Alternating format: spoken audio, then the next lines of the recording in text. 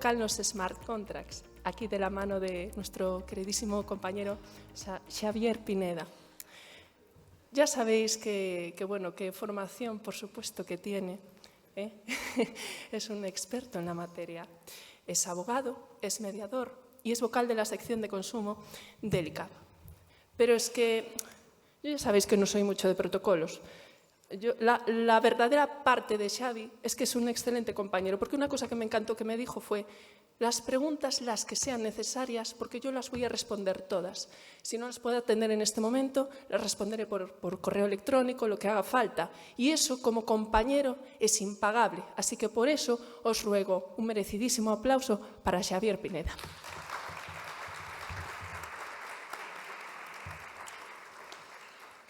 Bien, muchas gracias, Raquel, por esta magnífica presentación. Lógicamente, los aplausos se hacen al final de la ponencia para ver si ha gustado. O antes si son merecidos. Bueno, sí, pero todavía no me han escuchado y muchos no me conocen. Algunos sí.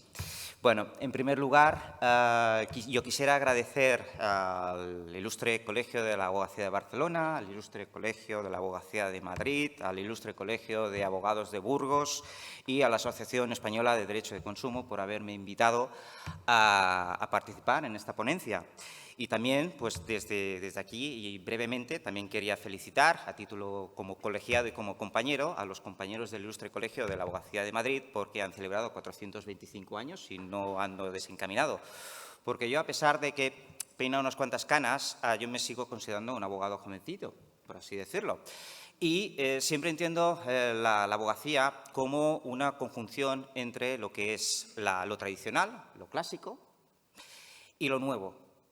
Y es aquí donde voy a entrar de lleno en lo que es el título de mi ponencia, que son los smart contracts. A ver, para empezar a hablar de los smart contracts, hay que tener en cuenta que estamos hablando de una tipología de contratos que, propiamente dicho, no es que estén regulados, sino que es como consecuencia del avance de la tecnología. Tengan en cuenta que en los últimos años hemos experimentado una evolución tecnológica abismal.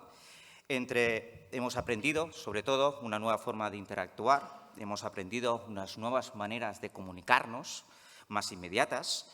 Hemos aprendido también, ya eso sí, como consecuencia de la pandemia, una nueva forma de reunirnos. De hecho, este congreso se está realizando también vía virtual, vía video streaming. Y también, ¿por qué no decirlo? También estamos hablando que hemos experimentado una nueva forma de realización de contratos. Hace años hacia atrás sabíamos y teníamos conocimiento de que las relaciones contractuales básicas y generales se generaban en relaciones B2B, es decir, entre empresarios, o B2C, entre un empresario y un consumidor, pero actualmente, y sobre todo más adelante, vamos a experimentar una serie de evoluciones. ¿Por qué digo esto? Porque estamos experimentando una inmersión y un desarrollo de la inteligencia artificial. Antes en el café me ha aparecido una persona que me está diciendo de que le daba pavor, le daba miedo a la inteligencia artificial. Pues depende cómo, sí, puede ser.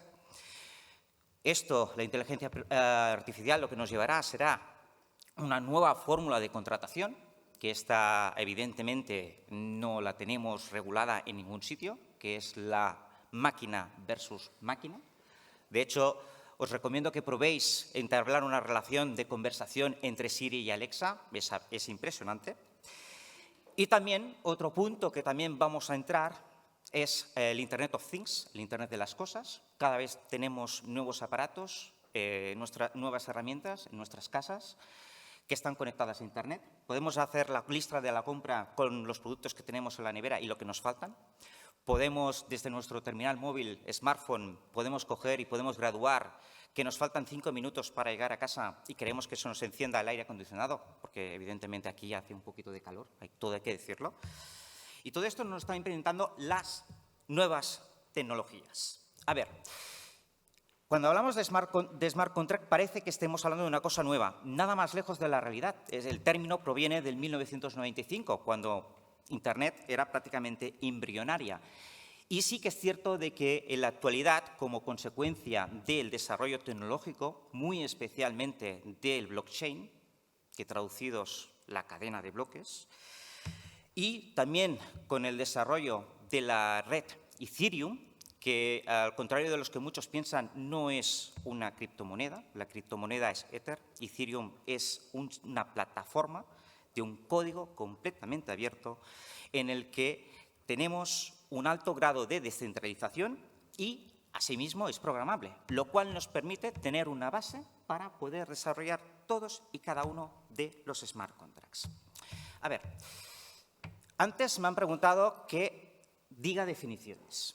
Bien, a ver, si ustedes sondean en Internet, en esa base que todo el mundo intenta acudir, verán muchísimas definiciones de smart contract. Yo les puedo coger y les he recopilado algunas. Por ejemplo, un smart contract puede ser definido como un sistema tecnológico en el cual se integra un sistema de bloques, librerías distribuidas, descentralizadas y que pueda ser aplicada a muchas funcionalidades. Esto, no sé ustedes, pero yo me he quedado absolutamente igual. A ver, un smart contract tenemos que partir de la base de que evidentemente puede llegar a ser un contrato, pero no siempre, porque hay la terminología genérica, que es propiamente en los términos de ingleses es propiamente smart contract, y no es nada más que una declaración de un lenguaje, de un código que se ejecuta en blockchain y que tiene una estructura muy simple. El if, then else. Traducido al castellano, si se produce esto, entonces tendré esta consecuencia. Los que estamos habituados a trabajar en hojas de cálculo, hay una fórmula de que si se da esta incidencia, si yo le informo en la hoja de cálculo, si el resultado de esta operación es 3, entonces esto será positivo o será negativo. Esto traducido al lenguaje completamente informático. Pero por el otro lado, tenemos lo que en términos ingleses se llama el Smart Legal Contract. Para nosotros no es nada más ni nada menos que un contrato electrónico. Y esto es la traducción de un contrato electrónico propiamente dicho, pero centrado y basado en todo o en parte en el sistema blockchain. Entonces, ¿qué quiere decir esto de blockchain que estoy focalizando y lo estoy diciendo en reiteradas ocasiones? Vamos a ver. El blockchain no es nada más ni nada menos que un libro de registros completamente descentralizado y que nos permite llevar a cabo una serie de operaciones y o transacciones, puesto que el blockchain se articula en una serie de terminales peer-to-peer, es decir, entre iguales, y que tienen la misión de registrar todos y cada una de las transacciones que se van a ir introduciendo, de forma que cada bloque de la cadena deberá contar siempre con el bloque anterior. Y tengo ejemplos para dar y entender. Voy a poner un ejemplo sobre esto. Imaginémonos de que yo soy propietario de una finca, un inmueble, y Raquel me la quiere comprar. Raquel, ¿qué es lo primero que va a verificar? De que yo realmente sea el propietario de la finca, con lo cual se va a ir al registro de la propiedad y verificar, ¿esta finca que yo quiero comprar es propietario Xavier Pineda, sí o no? Si es que sí, entonces me realizará la oferta. Esta mera operación, podemos hacer el símil de que esto es un registro. Si pedimos el histórico del registro de la propiedad de la finca, ahí se verá el listado de la totalidad de las transacciones realizadas. Pues blockchain puede llegar a ser esto. De hecho, hay un proyecto para intentar integrar las notas del registro de la propiedad en un sistema blockchain. Ya lo veremos esto más adelante. Pero esto, a más, nos lleva a que, cuando hablamos de blockchain, hablamos de un sistema de tracto sucesivo. Es decir, una vez que tenemos inscrito un derecho dentro de la cadena de bloques para que se pueda llegar a reflejar otro bloque en dicha cadena, es decir, el cambio de titularidad, es necesario que ese bloque sea reconocido por el otro anterior. Y aquí es donde interviene y vamos a complicarlo un poquito más. ¿Por qué? Porque yo, por ejemplo, yo soy usuario, pero al fin de cuentas quien revisa y verifica el contenido de blockchain son los que se llaman los nodos y los mineros. Los mineros no son los astures, no. Los nodos son básicamente aparatos electrónicos que están insertos dentro del propio software. Y los mineros son aquellos que suben la actualización de la cadena de bloques. Voy a utilizar un ejemplo de un artículo que a mí me ha gustado de la magistrada del juzgado, del juzgado mercantil número 1 de Barcelona, Yolanda Ríos, que lo tienen a su disposición en VLEX, y que trata sobre un ejemplo que apareció publicado en un libro de Feliu Riu. Vean, y verán rápidamente cómo funciona la cadena de bloques. Imaginémonos de que todos y cada uno de nosotros estamos sentados en una mesa, cada uno con nuestro ordenador, y estamos dentro del mismo sistema. Resulta de que recibimos una instrucción en la que A quiere transmitir 20 participaciones de una determinada sociedad, X, a B. Y nosotros recibimos esta instrucción. Nosotros, que aquí actuaríamos como mineros dentro de cogiendo nuestros nodos, verificaríamos que A es propietario de estas 20 participaciones que se quieren transmitir. Sí.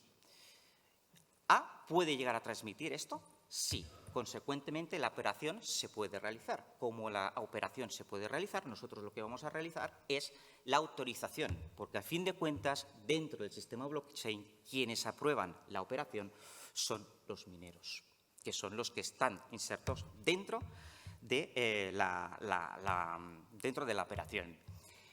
Pero una vez llegada la transmisión, ¿A puede volver a transmitir B? No. Nosotros verificaremos y veríamos de que estas 20 participaciones ya no las tiene A, sino que las tiene B, con lo cual B es el único, con lo cual esa transacción no se podría realizar. A modo de símil, y valga las diferencias, esto es lo que operaría dentro de una blockchain. Y tengan en cuenta dos cosas. Dentro de la blockchain nosotros podemos hablar de una blockchain pública y de una blockchain privada. ¿Qué diferencias hay? Dentro de la blockchain privada tenemos a todos y cada uno de los operadores, es decir, los nodos, se conocen entre sí, es decir, están reconocidos, están identificados y los podemos a la vez también diferenciar y también acceden de manera exclusiva a la información de esa blockchain.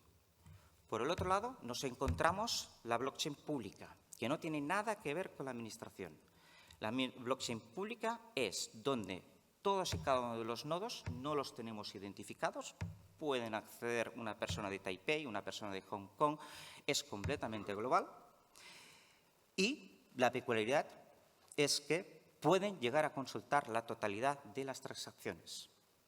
A los que conocemos un poquito las criptomonedas, sabemos de que la gran mayoría de criptodivisas operan en blockchains públicas. Por el otro lado, las blockchains privadas están más centradas a las propias corporaciones.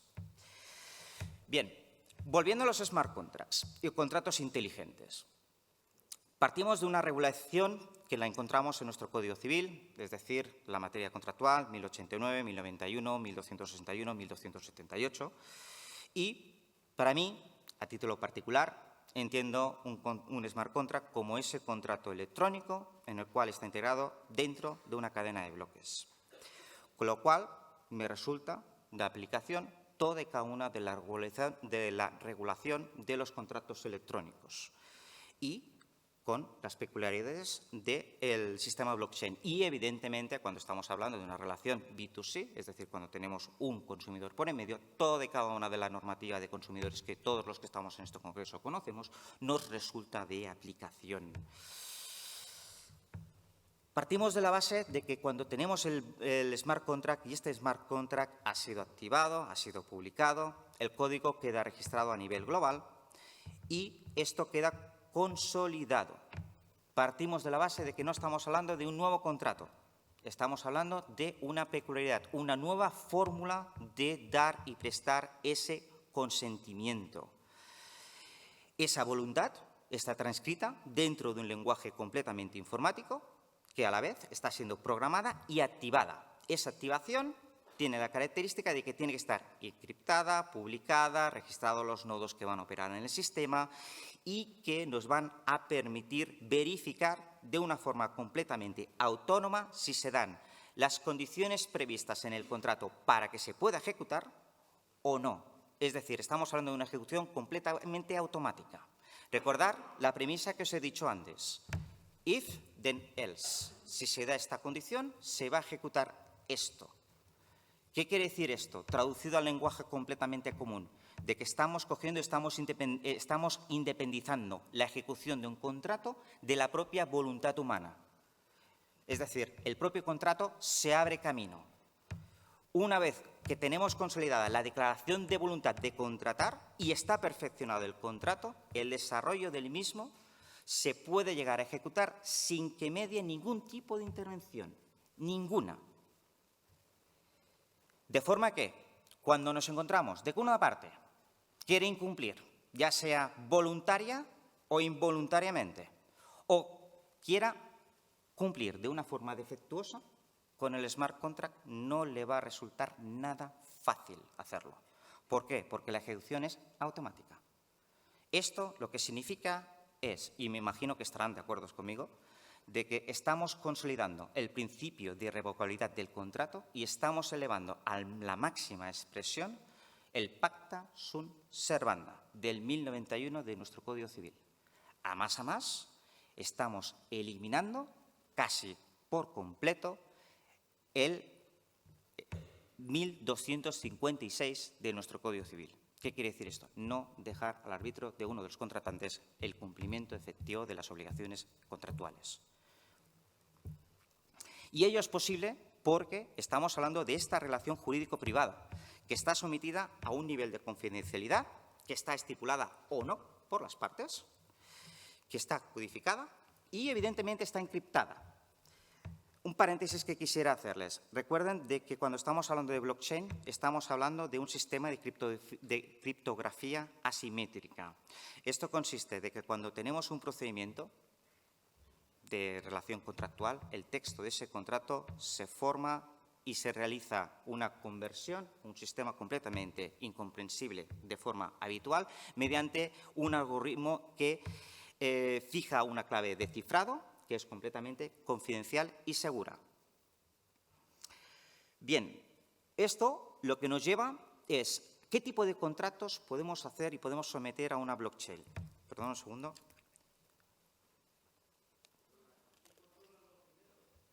¿Quién controla a los mineros? Muy buena pregunta. Los mineros se controlan ellos mismos. Los mineros se controlan. De hecho, estamos hablando de un sistema que es completamente descentralizado. ¿Descentralizado qué quiere decir? De que todos y cada uno de los mineros se controlan a ellos mismos. De hecho, lo iba a comentar un poquito más adelante, pero aprovechando la pregunta, pues la voy a responder rápidamente. Cuando tú coges y haces una transacción, esa transacción es operada y es validada por los nodos y los mineros. Los mineros no dejan de ser personas autónomas con conocimientos de informática que validan esa transacción a cambio de una pequeña retribución que suele ser mediante un token o mediante una parte de una moneda criptográfica. De hecho, la gran mayoría de criptomonedas que se realizan, por ejemplo, Ethereum, Bitcoin, pues los que validan esas transacciones, todas y cada una, perciben una parte de esa retribución. Y es un sistema que se retroalimenta. Es decir, cuando yo valido una transacción, ese proceso de validación lo reciben todos y cada uno de los nodos. Es decir, todos y cada uno de los que estamos en esa mesa, del ejemplo que he puesto antes, recibiríamos esa transacción. Y esa transacción queda consolidada. Esto lo que me lleva es, y voy a pensar un poquito mal, y es que si estamos hablando de claves de blockchain pública y blockchain privada, significa de que si los mineros quieren perjudicarme a X, podríamos hablar de que puede existir un pequeño cártel. Ahí lo dejo para una reclamación futura de una reclamación conjunta contra los cárteles, que sé que aquí hay compañeros que le encantan los cárteles, ¿vale? Pero muchas gracias por la pregunta. Bien. A veces cuando te hacen preguntas te provocan que te vayas a perder un poco, pero bueno, es igual. ¿Por dónde iba? Hablábamos que no dejabas al arbitrio, que el cumplimiento... Hablábamos de que no se podía dejar al árbitro. Sí, pero es que esto ha sido antes. Bien, no pasa nada. A ver, cuando estábamos hablando dentro del... Sí, ¿cómo vamos bien de tiempo, no? Bien. Sí, a ver, ¿cuál es el proceso para que nosotros podamos llegar a tener una blockchain? Aquí partimos de varias cosas. En primer lugar, y parte muy importante, son los intervinientes. ¿Quiénes son los intervinientes principales? Por un lado, el personal jurídico, el abogado, el asesor de la empresa que quiera realizar ese contrato, es decir, el redactor del contrato de toda la vida. Pero la peculiaridad del smart contract es que no estamos hablando de un contrato al uso, Estamos hablando de un contrato que integra un código. ¿Y quién va a realizar ese código? Ese código lo va a hacer una persona que tenga conocimientos de informático. Es decir, tenemos un agente desarrollador que realiza ese código y tenemos el agente jurídico que lo intenta traducir al lenguaje normal y completamente común y entendible para el resto de mortales. Y estas dos versiones del contrato, que es una sola, tienen que casar, tienen que coordinar. Imagínense de que si nosotros estamos realizando un contrato a nivel transnacional y hagamos un contrato en versión francés y otro contrato en versión castellana, imagínense de que la versión de francés dice A y la versión de castellano dice B. Vamos a tener aquí un problema de interpretación. Con lo cual, esta información se tiene que casar. De aquí, de que cuando estamos hablando de un código de programación, no es nada más que la plasmación electrónica del contenido propio del contrato. ¿Esto qué nos lleva? Esto nos lleva de que cuando nosotros estamos hablando de contratos, y aquí es donde me había quedado. Cuando estamos hablando de contratos, generalmente hablamos de dos tipos. Los contratos entre partes símil de contratación realizada en masa, es decir, los contratos de adhesión, los que les encanta realizar a las entidades bancarias, contratos revolving, etc., etc., etc., y los contratos que tenemos por excelencia de nuestro Código Civil, que es el que nosotros cuando estudiábamos la carrera, que es el que nos enseñaban, y era, bueno, mutuo acuerdo entre las partes. Este tipo de contratos, cuando estamos hablando de smart contract, cuando estamos hablando de blockchain, ¿qué tipo de contrato es eficaz? En mi humilde opinión, cuando estamos hablando de los mutuos pactos entre las partes, cuando los smart contracts no es que no sean fiables, que lo son, sino que tienen un alto coste, con lo cual son ineficaces. Con lo cual son contratos típicos, ¿para qué? Contratos de adhesión. Antes, cuando estábamos aquí con el café, Raquel me estaba comentando de que Iberdrola ya estaba hablando de smart contract. Claro, estamos hablando de que son contratos seriados. Claro, si yo tengo que realizar la inversión de que tengo que hacer una versión en contrato y otro en texto normal y otro en código, yo me voy a gastar el dinero, pensándolo bien, me voy a gastar el dinero ¿en qué? En algo que puedo utilizar en masa. Como cual, si estoy utilizando un contrato en masa, ¿dónde nos vamos a ir? A las condiciones generales de la contratación, señores. Y en estas condiciones generales de la contratación es lo que vamos a integrar dentro del propio código. ¿Y esto qué nos va a llevar? ¿Qué es lo que nosotros aplicamos cuando tenemos condiciones generales de la contratación y estamos hablando de consumidores? La normativa, la Directiva 93/13 y nuestros controles que vamos a aplicar. ¿Qué quiere decir? De que en todos y cada uno de los controles Smart Contract vamos a aplicar el control de inclusión y, cuando estamos hablando de consumidores, el control de abusividad. ¿Qué quiere decir? De que por mucho de que me lo quieras insertar dentro de un determinado código, como me lo vas a tener que traducir al lenguaje normal, vamos a aplicar estos criterios. Y estos criterios se van a aplicar también a estos.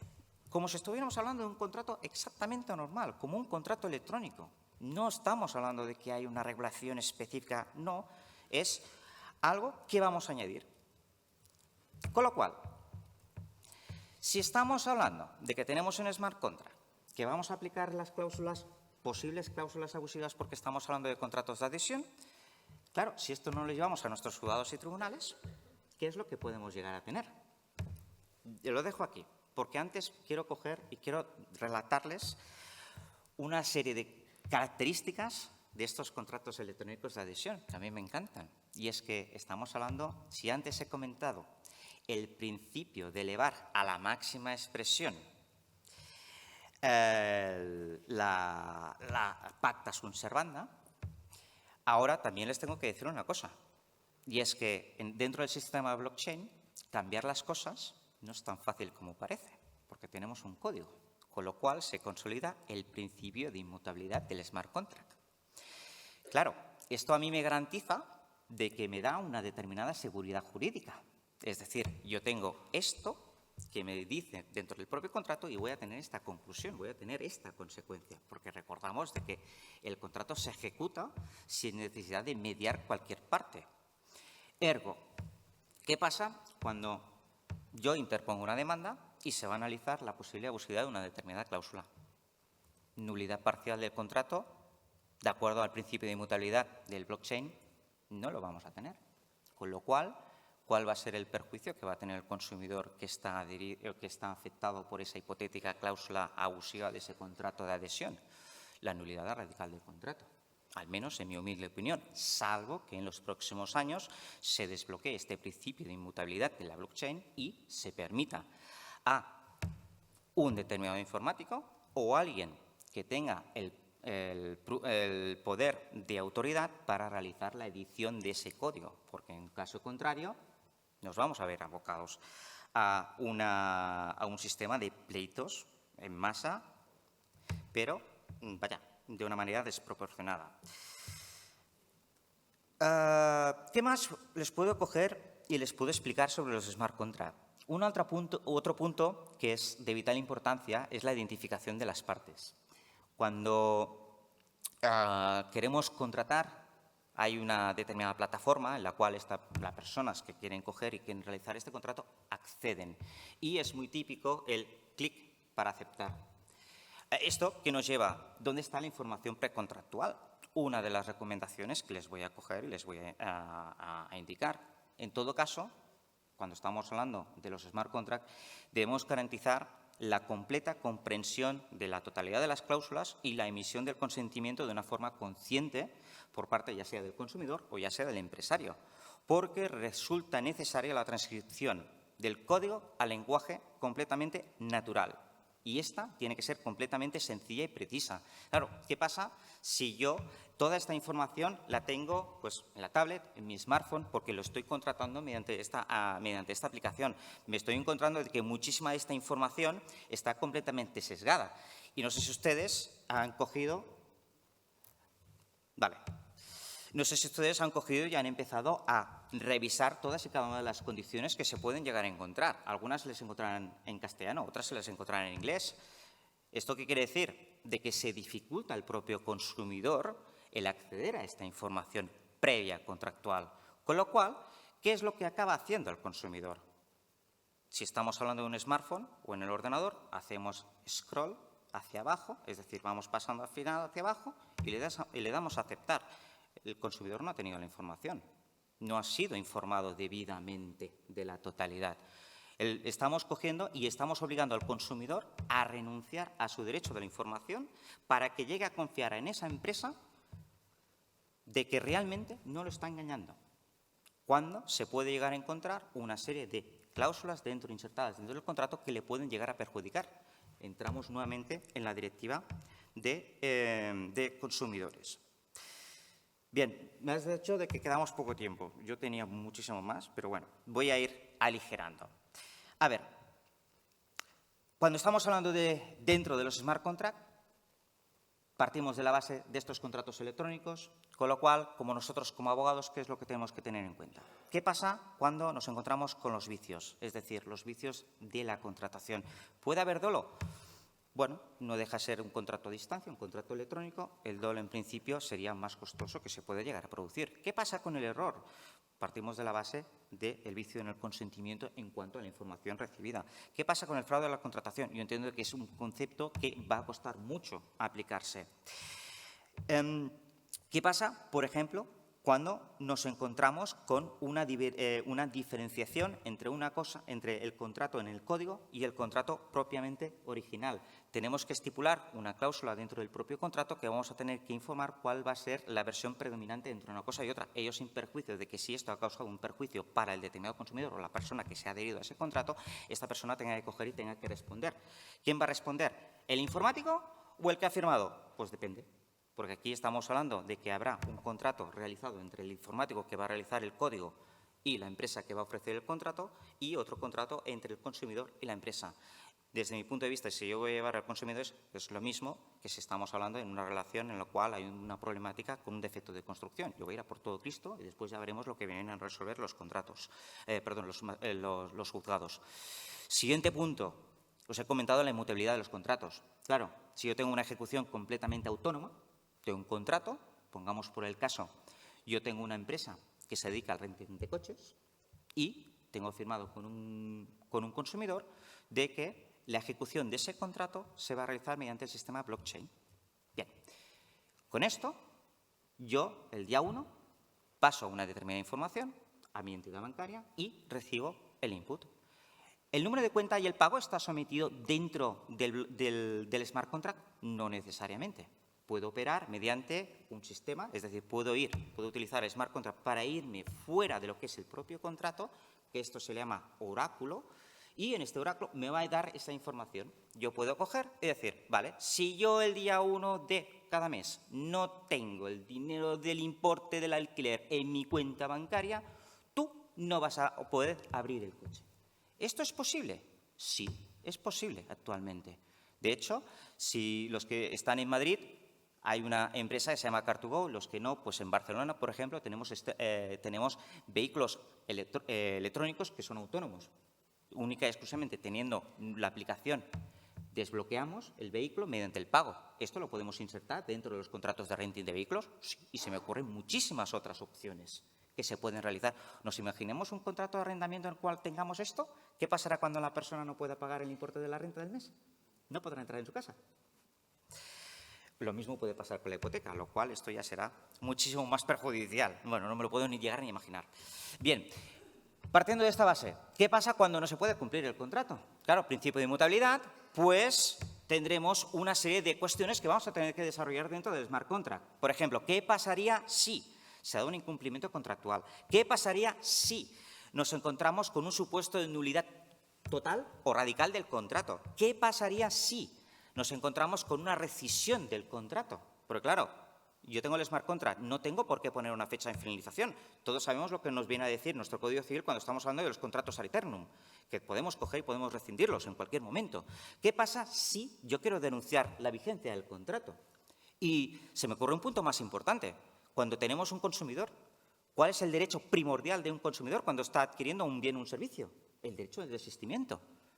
Cabe la posibilidad de que cuando yo he comprado el producto, como consumidor, yo pueda desistir. Tengo un determinado plazo, generalmente 15 días, sí, salvo que no se estipule nada del contrato.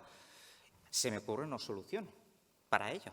Y es que cuando yo pague, durante el periodo que dure el desistimiento, quede ese importe bloqueado, como si estuviéramos hablando de unas arras que yo las deposito en la notaría, y ese dinero bloqueado, una vez que se pase el plazo de desistimiento, el que ha vendido el producto lo pueda recuperar.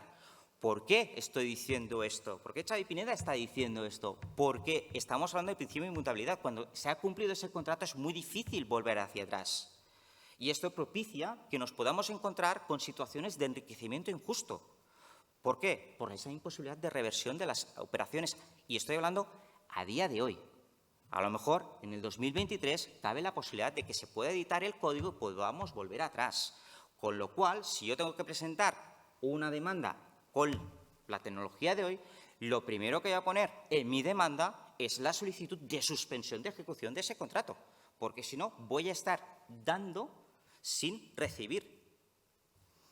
¿Y qué pasa con la responsabilidad? Ejecución defectuosa de cualquier tipo de producto. Pues exactamente igual. Tendremos que ver quién tiene esa responsabilidad. Y una cosa que se ha puesto de moda con la pandemia y es con la cláusula rebus. ¿Existe la cláusula rebus en los contratos, en los smart contracts? Pues sí, existe. Lo podemos aplicar, la cláusula rebus. Pero si no está prevista en el código, si no la tenemos prevista en el contrato, pues lo vamos a tener que efectuar vía judicial. Esto, ¿qué es lo que quiero decir? De que cuando nosotros estamos actuando como abogados de redactores de contratos, de smart contract, tenemos que intentar ser previsores, un concepto que nuestro legislador se le está olvidando porque siempre va a salto de mata y que nosotros como operadores jurídicos tenemos la posibilidad y la capacidad de intentar adentrarnos o al menos intentar regular al máximo todas y cada una de las posibles soluciones que nosotros nos podemos encontrar. Y yo he visto smart contracts en los cuales, de forma gratamente, porque soy mediador, me he encontrado previsiones de resolución alternativa de conflictos, es decir, cláusulas de remisión a sistemas ODR, pero no ODR de irme al centro de mediación no, que dentro del propio contrato se ha previsto una serie de cláusulas para resolver conflictos del propio contrato. ¿Esto lo podemos hacer? Pues sí. Y creo, me han dicho que vamos muy mal de tiempo, voy a dar unas pequeñas conclusiones, y es que, para mí, cuando estamos hablando de los smart contracts, siempre partimos de la base de que el código, no el Código Civil, el código in situ Esto es como si fuera la ley. Para mí resulta completamente relevante que esta confluencia e integración del citado código con el lenguaje del contrato tiene que ser completamente exacto, puesto que en caso contrario, a más del problema de interpretación, nos ocasionaría, como suscriptores y adherentes del citado contrato, muchos y graves perjuicios. Muchos de ellos podrán ser irreparables y, única y exclusivamente, nos veríamos abocados a solicitar una indemnización de daños y perjuicios, porque estamos hablando de contratos que son autoejecutables. Hasta el punto en el cual no nos encontramos la posibilidad de editar ese código, es la situación en la cual tenemos. Sin lugar a dudas, en los próximos años veremos una evolución de muchas relaciones contractuales. Posiblemente veremos cómo se empiezan a solucionar, y ello sin perjuicio de la introducción de la inteligencia artificial, que evidentemente va a cambiar o va a modificar, afortunadamente o no, muchas relaciones contractuales. Y sin nada más, pues aquí lo dejaría y muchísimas gracias por su atención.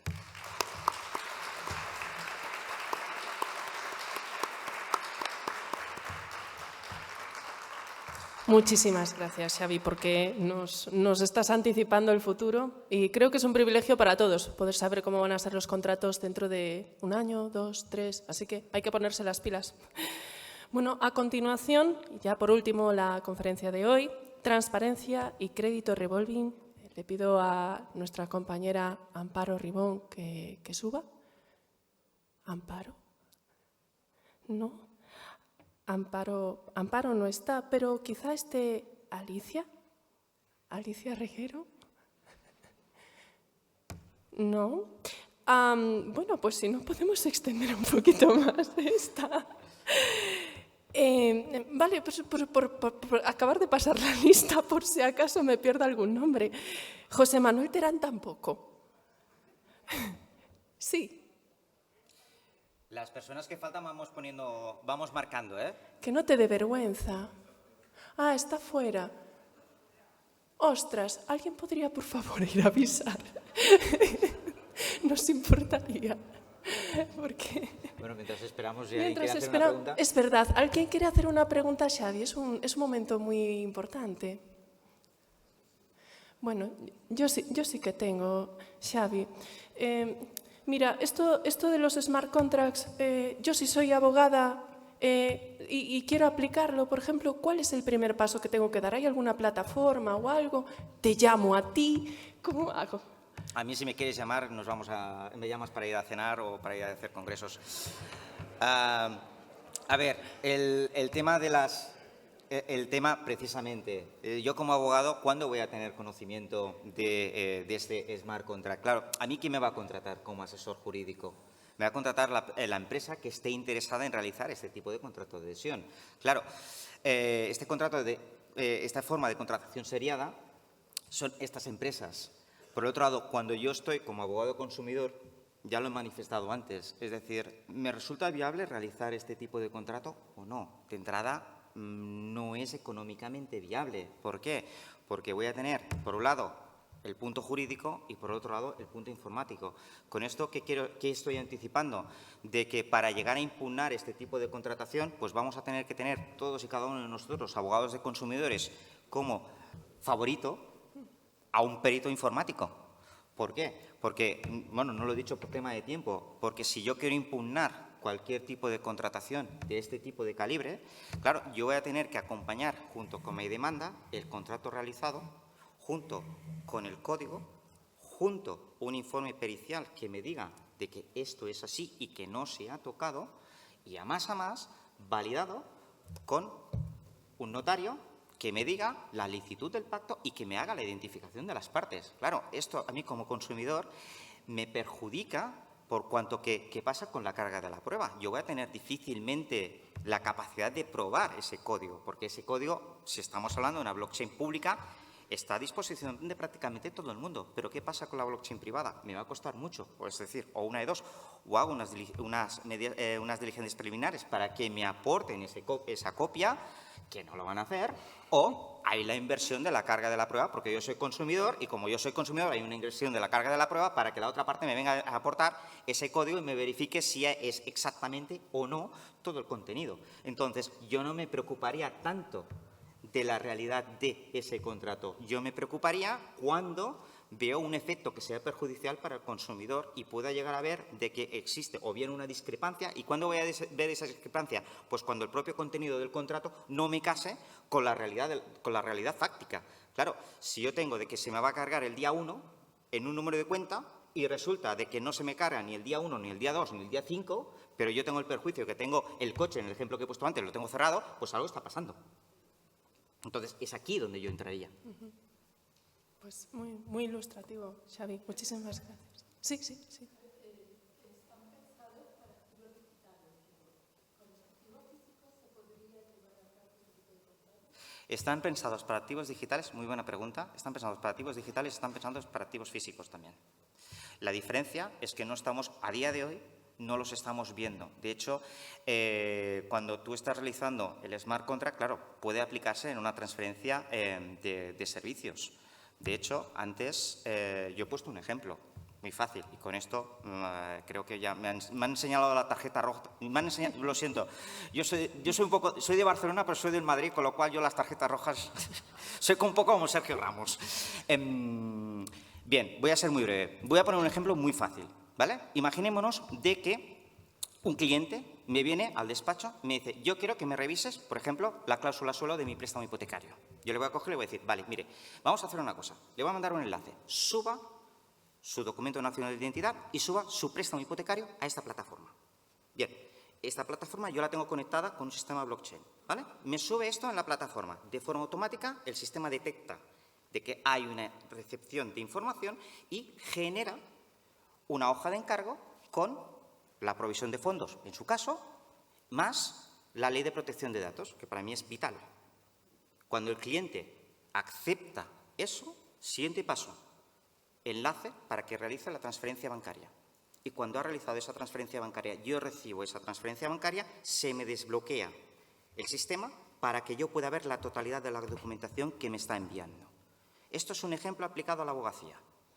¿Es práctico o no? Pues a lo mejor en determinados municipios sí, a lo mejor en otros municipios no, pero es una visión práctica y es única y exclusivamente con la prestación de servicios jurídicos. Claro, cuando esto lo traslado a otro tipo de operaciones, ¿las puedo realizar? Sí. Yo puedo coger y puedo comprar productos utilizando la tecnología blockchain, ¿vale? ¿Qué es lo que estoy automatizando? El pago. El pago es lo que estoy automatizando. Pero el resto, Xavi Pineda está comprando este producto a tal empresa y cuando yo lo recibo, y hay que tener en cuenta una cosa, de acuerdo a la normativa de contratos electrónicos, ¿quién tiene la obligación de acreditar cuándo se ha realizado el contrato?